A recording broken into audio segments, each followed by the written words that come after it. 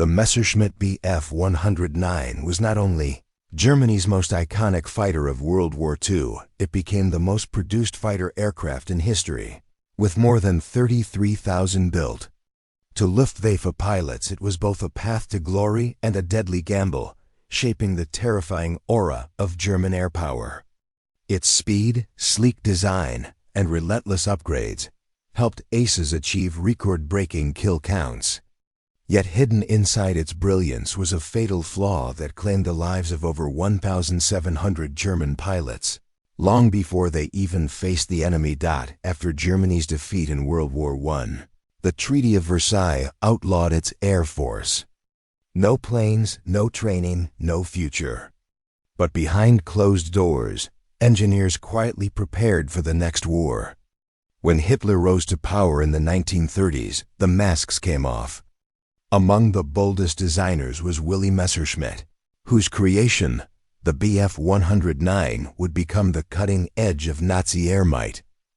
When it appeared in 1936 at the Berlin Olympics, the prototype stunned the world by shattering the international speed record, ironically powered by a British Rolls-Royce engine. By 1937, it had become the most advanced single-seat fighter anywhere. All metal, retractable landing gear, closed cockpit. While other nations still relied on wood and canvas biplanes, Germany had reinvented aerial combat. Its baptism of fire came in the Spanish Civil War, where it sliced through older Soviet aircraft. By the time Germany invaded Poland in 1939, the Bf 109 was the tip of the spear, carving dominance into European skies.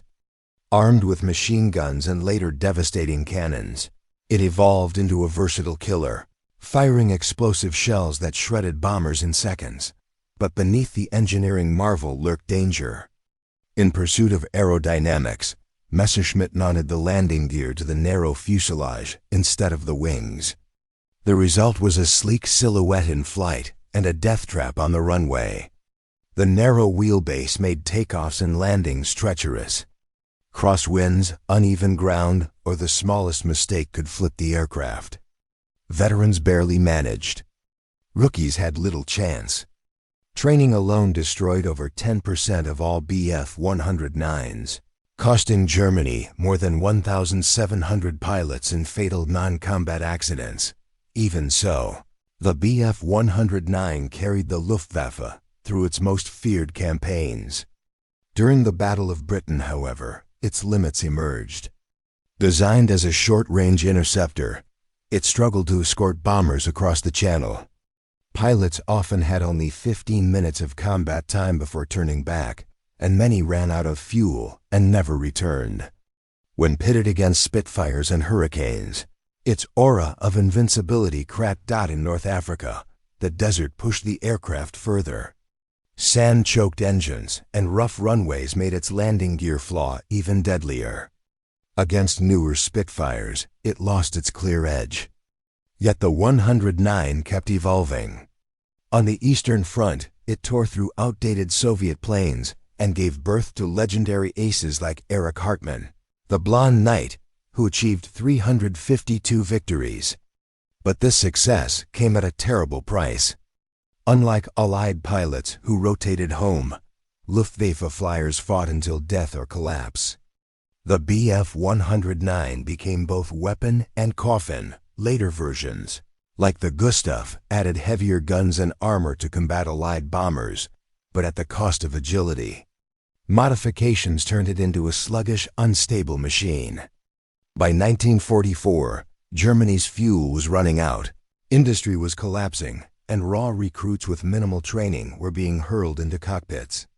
Many died before even firing a shot. As the Reich crumbled, the Bf 109 still flew from barns, roads, and ruined fields.